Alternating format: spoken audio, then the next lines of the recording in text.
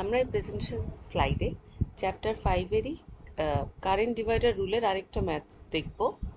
তার আগে আমাদের একটা টেকনিক অঙ্ক সেটা শিখবো, মানে একটা অঙ্কের টেকনিক শিখবো। এখানে দেখো, এই অঙ্কটা যদি আমাদের দিয়ে থাকে, এখানে দেখা যাচ্ছে 30 ভোল্টের একটা সোর্স আছে, দুটো রেজিস্ট্যান্স আছে 9 ওহম, 6 ওহম এবং একটা তার, মাঝখান দিয়ে একটা তার আছে, অর্থাৎ তিনটা জিনিস প্যারালালি আছে। তারপরে 2 ওহম আর 3 ওহম এই দুটো রেজিস্ট্যান্সও প্যারালালে আছে। তো এই অঙ্কটার ক্ষেত্রে আমাদের নতুন একটা জিনিস দেখতে পাচ্ছি যে দুটো রেজিস্ট্যান্সের সাথে একটা ওয়্যার বা একটা তার প্যারালালি আছে। তো এই ক্ষেত্রে কি কাজ করে বা এই ক্ষেত্রে কি হতে পারে, আমরা যদি এটাকে একটু পাশে বড় করে দেখি, দেখা যাচ্ছে যে এটাকে একটু জুম করে দেখলাম যে কারেন্ট যখন আসবে এসেও দেখবে তিনটা পথ, একটা 9 ওহম রেজিস্ট্যান্স, একটা শুধু তার, আর একটা হচ্ছে 6 ওহম রেজিস্ট্যান্স।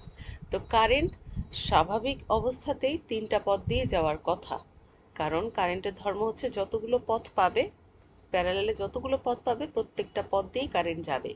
কিন্তু এইখানে কি হয়, ঘটনাটা দেখা যাচ্ছে তিনটা পথের প্রথমটাতে একটু বাধা আছে, সেটা হচ্ছে 9 ওহম বাধা। তারপরে একটা তার আছে, সেই তারের কোনো রেজিস্ট্যান্স নাই, অর্থাৎ 0 ওহম। আরেকটা আছে 6 ওহমের একটা বাধা। তো কারেন্ট স্বাভাবিকভাবে যেহেতু তিনটা পথ দিয়ে যাবে, নর্মাল ক্ষেত্রেই তিনটা পথ দিয়ে যাওয়ার কথা, কিন্তু কারেন্ট দেখবে যেই পথে বাধা কম সেই পথ দিয়ে সে আগে যাবে। অর্থাৎ 9 ওহম একটা বাধা, 6 ওহমও একটা বাধা, 9-এর থেকে 6 একটু কম কিন্তু বাধা তো, কিন্তু তারের ভিতরে কোনো রেজিস্ট্যান্স নাই, অর্থাৎ তারটা বাধাহীন একটা আহ, পথ। তো কারেন্ট সম্পূর্ণটাই এই তার দিয়ে চলে যাবে, 9 ওহমের ভিতর দিয়েও যাবে না, 6 ওহমের ভিতর দিয়েও যাবে না। তো সেই ক্ষেত্রে এইরকম অবস্থায় একটা তারের সাথে প্যারালালি যতগুলো রেজিস্ট্যান্সই থাকুক না কেন, প্রত্যেকটা রেজিস্ট্যান্স অকার্যকর হয়ে যায়, অর্থাৎ ওটা বাতিল হয়ে যায়। আমরা কেটে দিব, কেটে দিয়ে শুধু তারটাই ড্র করব। তাহলে দেখো, কারেন্ট সবসময় বিনা বাধায় যেতে পছন্দ করে, অর্থাৎ বিনা বাধা মানে যেটার কোনো রেজিস্ট্যান্স থাকবে না। রেজিস্ট্যান্স না থাকার কারণে সে তাই কোনো তার রেজিস্ট্যান্সের প্যারালালে থাকলে রেজিস্ট্যান্স অকার্যকর হয়ে যাবে। যে তারটাই থাকুক না কেন, তার সাথে 4-5টা রেজিস্ট্যান্স, যত রেজিস্ট্যান্সই প্যারালালে থাকুক না কেন, প্রত্যেকটা অকার্যকর হয়ে যাবে, অর্থাৎ বাতিল হয়ে যাবে। এই কারণেই বলছে উপরের ছবিতে 9 ওহম এবং 6 ওহম রেজিস্ট্যান্স বাতিল হয়ে যাবে। বাতিল হয়ে গিয়ে আমাদের নতুন ছবি হবে এরকম কিছু একটা।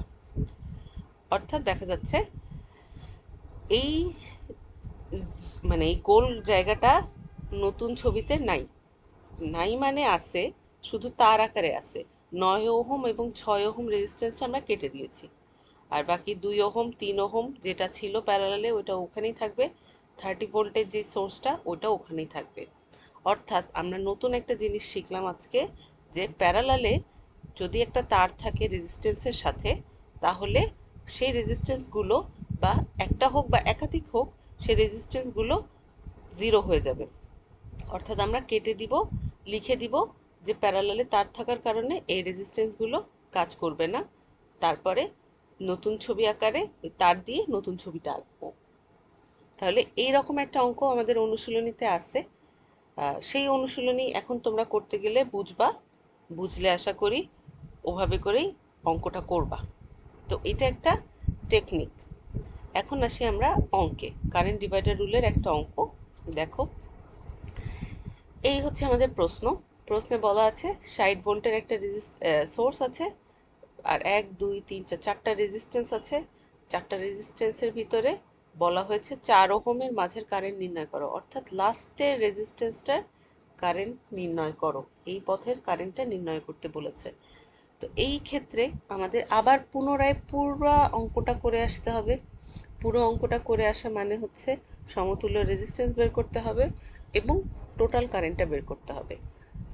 তো আগে সমতুল্য রেজিস্ট্যান্স বের করার নিয়ম হচ্ছে, যেই পাশে আমাদের ভোল্টেজ সোর্স আছে সেই পাশ দিয়ে কাজ করা যাবে না, উল্টো পাশ দিয়ে কাজ করতে হবে।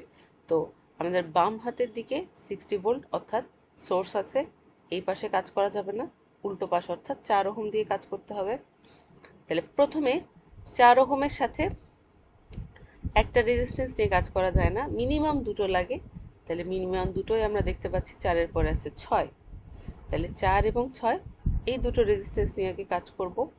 তাহলে আপাত দৃষ্টিতে এটা দেখা যাচ্ছে সিরিজে নাই, এটা আছে প্যারালালে, কারণ দুটো হাতকে ধরেছে আর এর মাঝে কোনো রেজিস্ট্যান্স নেই। তো প্যারালালে থাকার কারণে প্যারালালের সূত্র বসিয়ে দিলাম, 1/r equivalent equal to 1/6 plus 1/4। 6 এবং 4-এর কাজ হচ্ছে, তাই 6 এবং 4 এভাবে করে বসবে। ক্যালকুলেটরের মানটা পুট করলে আসে 0.166, 1/4 করলে আসে 0.25, এ দুটো যোগ করে এসে 0.416। এখন দেখো এটা 0.416 হচ্ছে 1/r ইকুইভ্যালেন্টের মান, কিন্তু আমাদের মূলত লাগবে হচ্ছে r ইকুইভ্যালেন্টের মান। তাহলে r ইকুইভ্যালেন্ট ইকুয়াল টু, এটা উল্টায় যাবে, উল্টায় গেলে 1/0.416 আসে এবং এটা ক্যালকুলেটরে পুট করলে আসে 2.4 ওহম। তো যেহেতু আমরা 4 এবং 6 ওহম নিয়ে কাজ করেছি, সেহেতু এই দুটোর পরিবর্তে 2.4 ওহম বসবে। তো 2.4 ওহম বসিয়ে দিলাম। আর বাকি দেখো 2 ওহম, 3 ওহম এবং এই 60 ভোল্ট আগের জায়গায় রয়ে গেল। নতুন ছবি হয়ে গেল এবং এই নতুন ছবি থেকে আমাদের এখন কাজ শুরু করতে হবে। আবার 60 ভোল্ট এক পাশে আছে, এই পাশে হাত দেওয়া যাবে না, তাহলে উল্টো পাশ থেকে হাত দিতে হবে। উল্টো পাশে আছে 2.4 ওহম, একটা রেজিস্ট্যান্স নিয়ে কাজ করা যাবে না, মিনিমাম দুটো নিয়ে কাজ করতে হবে। মিনিমাম দুটোর ভিতরে আছে 3 ওহম, আমরা 3কে টপকায় 2-এ যেতে পারি না, তাই 3 নিয়ে কাজ করতে হবে। এটাতেও আমরা আপাত দৃষ্টিতে দেখতে পাচ্ছি এই দুটো আছে প্যারালালে, প্যারালাল থাকলে সূত্র বসবে 1/r1 প্লাস 1/r2, একই সূত্র। তো এইখানে চলে আসলো আমাদের অঙ্কটা। তাহলে আসবে কি 1/3 প্লাস 1/2.4।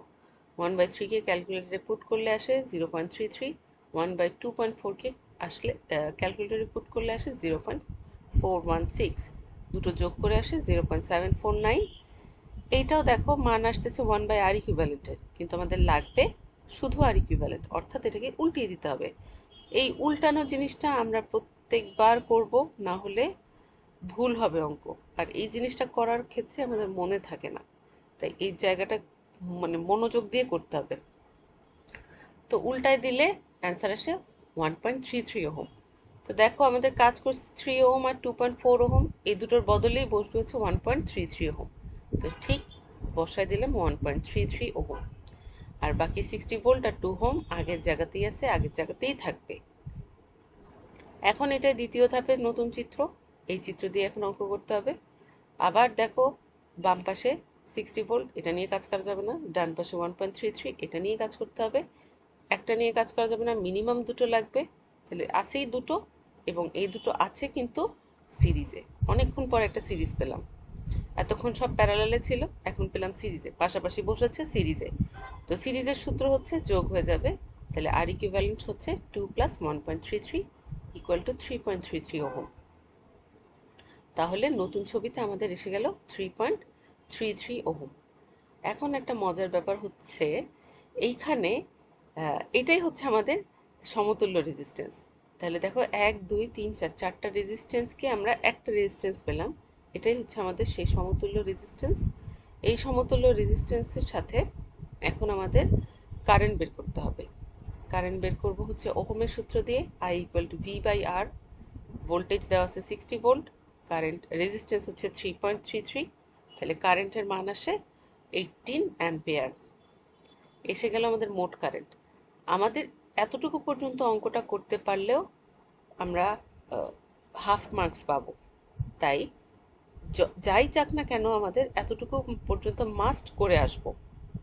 তারপরে যদি পারি তাহলে পারলাম, না পারলেও এতটুকু পর্যন্ত করে আসতে হবে। এবং দেখো চিত্রের পাশেই ক্যালকুলেশন করছি, এভাবে করে আমাদের অঙ্কটা করতে হবে, চিত্র এক পাশে ক্যালকুলেশনের এক পাশে। চিত্র আঁকতে হবে প্রত্যেকটা ধাপের, আর ক্যালকুলেশনও প্রত্যেকটা ধাপের দেখাতে হবে।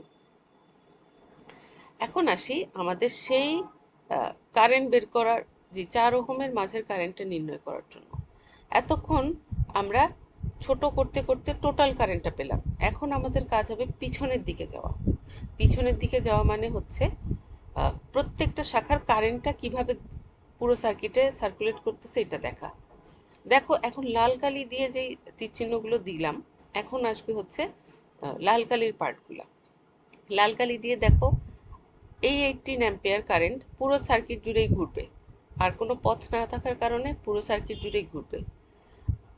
আবার ঠিক দ্বিতীয় ধাপে দেখো একটু উপরে গেলেও এই 2 ওহম আর 1.33 এই দুটোর মাঝেই কিন্তু এই আই ঘুরবে, অর্থাৎ 18 অ্যাম্পিয়ার কারেন্ট কিন্তু এখানেও ঘুরতেছে। এটাই আর সার্কুলেট করার পথ নাই, একটাই ঘর, একটার ভিতরেই ঘুরবে। কিন্তু প্রথম ধাপের চিত্রে দেখো এই 18 অ্যাম্পিয়ার কারেন্টটা 60 ভোল্ট থেকে বের হয়ে 2 অ্যাম্পিয়ারের মাঝে গিয়ে 2 ওহমের মাঝে গিয়ে দুটো পথে ভাগ হয়ে যাবে। এখানে দেখো ভাগ হয়ে যাচ্ছে, ভাগ হয়ে যাওয়ার কারণে আমরা প্রথমটা নাম দিলাম I1, পরেরটা নাম দিলাম I2। এইবার আবার যদি একদম প্রথম ছবিতে চলে যাই, প্রথম চিত্রে চলে যাই, তাহলে দেখো সেই আইটা ভাগ হয়ে I1টা 3 ওহমের ভিতর দিয়ে আছে, এই ছবিতেও 3 ওহম আছে, এখানেও 3 ওহম আছে, এ দুটোর নামই দেখো এটাও I1 এটাও I1। কিন্তু I2টা দেখো আবার ভাগ হয়ে যাবে, একটা হয়ে যাচ্ছে 4 ওহমের ভিতর দিয়ে যাবে আর একটা 6 ওহমের ভিতর দিয়ে যাবে। তো আমাদের যেহেতু লাগবে 4 ওহমের কারেন্টটা, তাই আমরা 4 ওহমের কারেন্টটা নাম দিলাম I3। তাহলে কারেন্টটা ভাগ করাটা আমাদের বুঝতে হবে। পুরো অঙ্কটা আগে আমরা করব, করার পরে নিচের থেকে উপরে আসব কারেন্টটা কি করে ভাগ হচ্ছে এটা দেখার জন্য। প্রয়োজনে আমি তো লাল কালি ব্যবহার করেছি বোঝানোর জন্য, তোমরা লাল কালি ব্যবহার করতে পারবে না, তোমরা পেন্সিল ইউজ করতে পারো। তো পেন্সিল ইউজ করে তোমরা প্রত্যেকটা ভাগের কারেন্ট দেখাতে পারো। এটা দেখাতে হবে কেন? নিজেদের বোঝার জন্য এটা দেখাতে হবে। এখন দেখো আমি পরের ছবিতে যাই, ঠিক একইভাবে এই প্রথম পাতার অঙ্কটা এর আগের স্লাইডেই দেখানো আছে। এখন আমাদের যেহেতু বের করতে হবে I3, অর্থাৎ 4 ওহমের মাঝের কারেন্ট। একটু দেখো 4 ওহমের এই কারেন্টটা বের করতে গেলে I2টা জানতে হবে, কারণ I2টা ভাগ হয়ে আসতেছে I4 আর I3, যেখানে আমাদের I3টা লাগবে। তাহলে I2টা না জানলে আমরা কখনোই এর ভাগের কারেন্টটা বের করতে পারবো না। তাই I2টা জানলে এই দুটো বের করা সম্ভব। আবার I2টা কোথা থেকে পাবো? I2টা প্রথম ধাপের ছবি থেকে খুব ইজিলি পাওয়া যাবে।